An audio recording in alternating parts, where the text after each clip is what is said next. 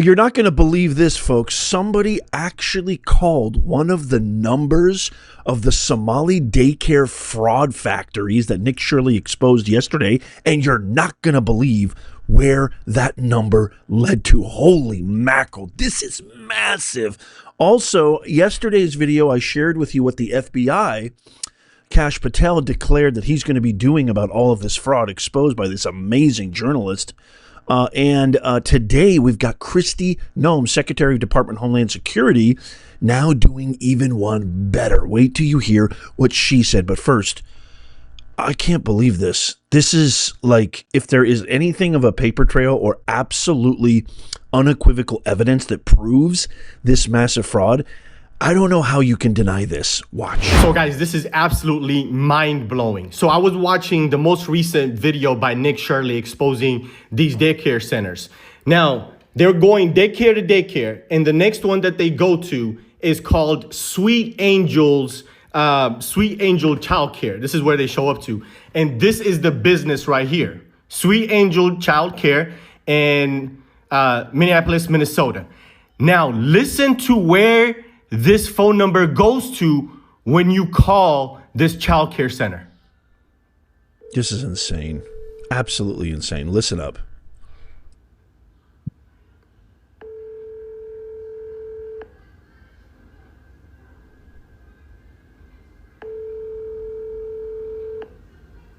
Just wait for it.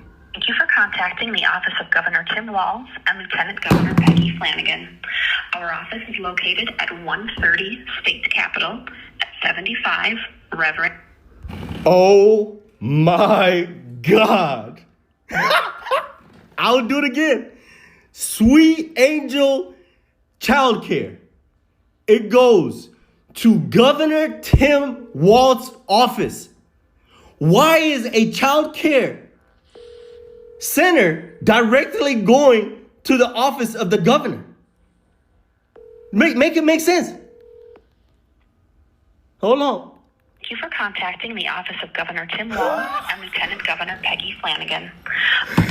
If this is not a direct link to Tim Walz and these fraudulent child care centers, I don't know what else is. Bro, this is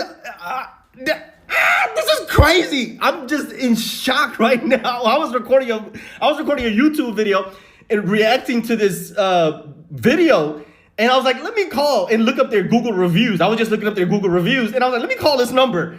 And I call it, and it goes to Governor Tim Walz's office. Make that make sense. It absolutely makes zero sense. That is a huge, earth-shattering discovery right there. I mean, that is all the evidence I think you need. And thankfully, I think something's being done about this. Homeland Security just posted this saying that DHS is on the ground. It's not lost on me how insanely, unbelievably, like the gravity of the earth just changed with this case in a way that is undeniable that Tim Walz is the biggest fraud. Remember, this is somebody who Kamala Harris thought was fit to be number 2 of the most powerful country mankind has ever known. This is who the Democrats are. Yeah, that's absolutely nuts. So Secretary Noem posted this saying DHS is actually on the ground in Minneapolis going door to door. I'm going to play this video while I explain this, but they're literally going door to door at suspected fraud sites that Nick Shirley has recently uncovered. She says the American people deserve answers on how their tax-paying money is being used and arrests when abuse is found. Under the leadership of Secretary Noem, DHS is working to deliver results. So they're going door to door. I was working in Jordan. I go around. So yesterday I was not here. So I'm not sure, to be honest with you. This is another post from the secretary herself, which I think is very promising, because if you look at the last thing she says there, she says more coming. I'm going to play this video right here. For Vanity Luncheon, this is the location before everybody comes. Are there any subcontractors or anything you guys deal with? Like what? Say like other businesses that you partner with that you use for a service of any kind, maybe accommodation or anything like that? No. We provide, usually parents, I mean, they come like this, drop the kids, they go to work, and then we take care of them. Awesome. And who actually oversees the receipt of those documents? Yeah, that doesn't sound very convincing at all. It sounds exactly the same as what Nick and the gentleman in Minneapolis who'd been really investigating this fraud, the elder gentleman that was accompanying Nick. If you missed the video yesterday, I'll leave a link in the comments down below and in the description so you can go check it out. Tim Walz himself, and get this is just pure insanity, responds to these investigations. You've got these Somalis calling Nick Shirley a pedo because he showed up at a daycare center with a camera demanding to see children. Why aren't the Republicans calling? I mean, it's like the way the left is reacting to this, like it's, again, they think we're stupid. They think that we don't know better. They think we have zero brain cells in our entire cranium. They actually are looking with a straight face and saying, no, this is white supremacy. No, this is a bunch of perverts. No, it's like anything but, you know what? Maybe we should look at this. We've defrauded the American taxpayer over $9 billion.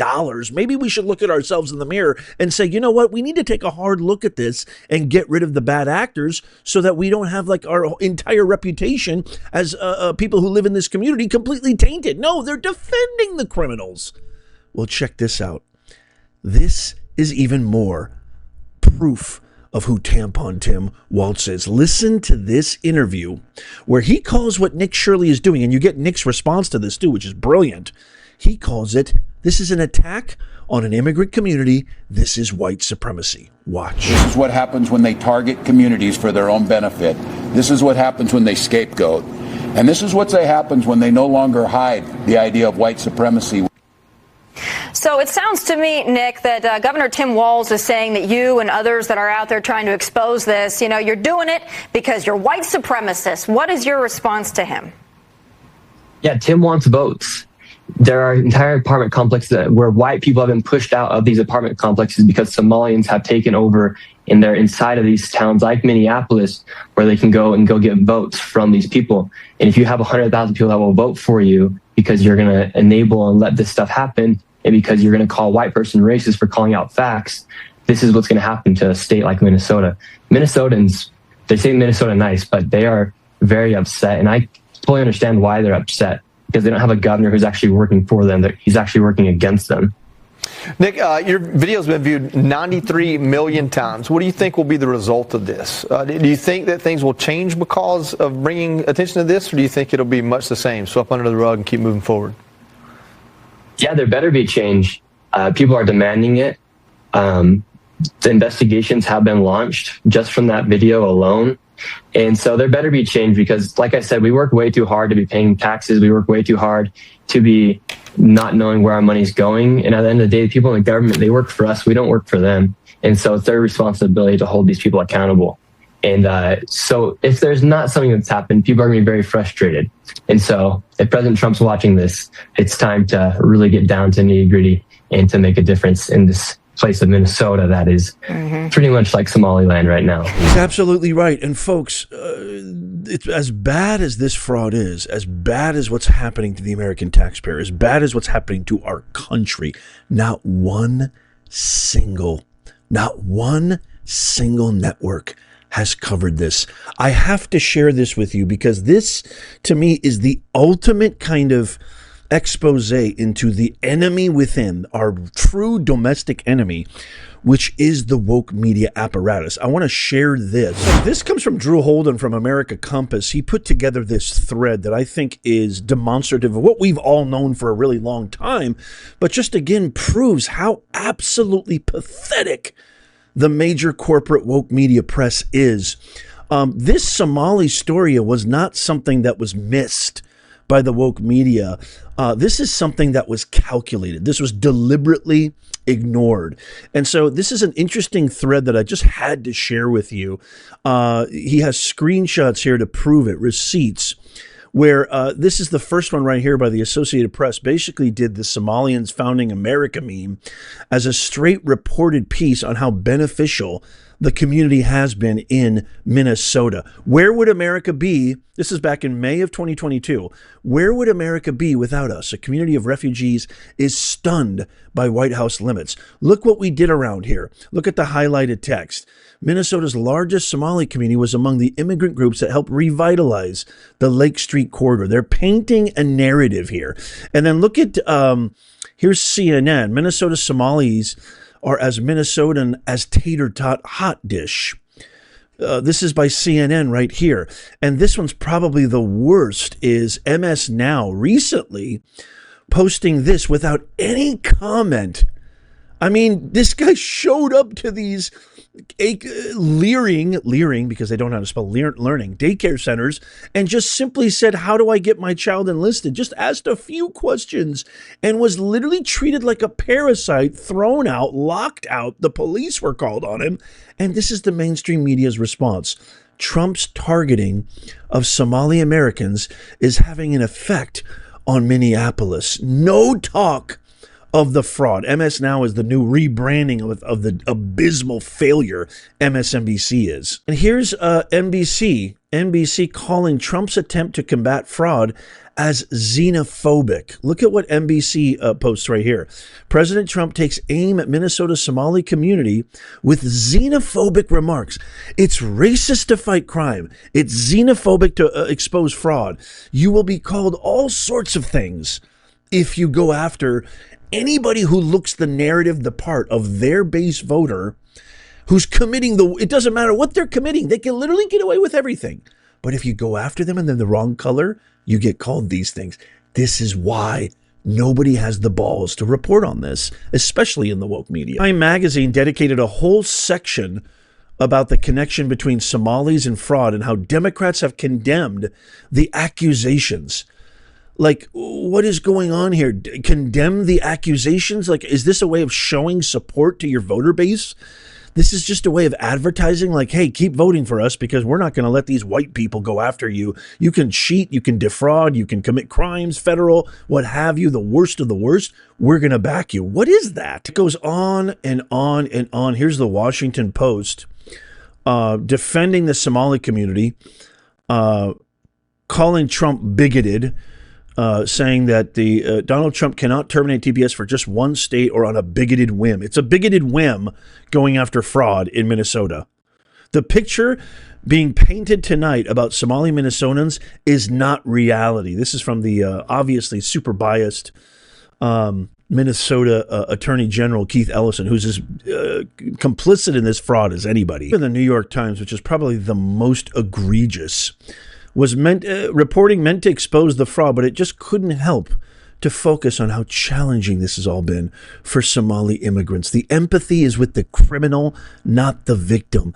That is the narrative that's happening with Democrats. You just have to ask yourself why. This is just critical thinking 101. Why so much resonance and empathy with criminals? Why are the Democrats flying to El Salvador to pick up absolute heathen criminals, fight tooth and nail for murderers, terrorists, for gangsters, for rapists? Why do they constantly empathize with criminals rather than the victims? Well, it's the same thing we've been saying. It's the same thing that Nick Shirley said. It's the same thing that Elon Musk is now pointing out, because they finally realized they can't win elections from actual American citizens anymore. This was an architected coup against the American citizen, American taxpayer, against America. This is the worst criminal attack on the homeland we've ever seen. And yes, I'm including 9/11 in that, because this has been an architected campaign, an invasion campaign. Kamala Harris didn't win a single state that required voter ID. They promised them credit cards, free health care, free benefits, free home loans, millions and millions of subsidies. For one thing, they have to vote for us. And who gets the burden? Who gets gypped? Who gets completely obliterated? You and I, the American taxpayer. That is the truth. Help me make this video go viral. Tap that thumbs up. Even if you're watching on TV, you can do it with your remote. Share this with everybody. Let me know in the comments what you think down below. I can't wait to hear from you. Our mission here is to make common sense go viral. You can help. Share it everywhere. Check out these videos coming up on the screen right here just in case you missed them. Tap my face right here to subscribe and follow. It doesn't cost you a thing. And as always, may God bless you and may God bless the USA and all who defend her. I'll see you soon.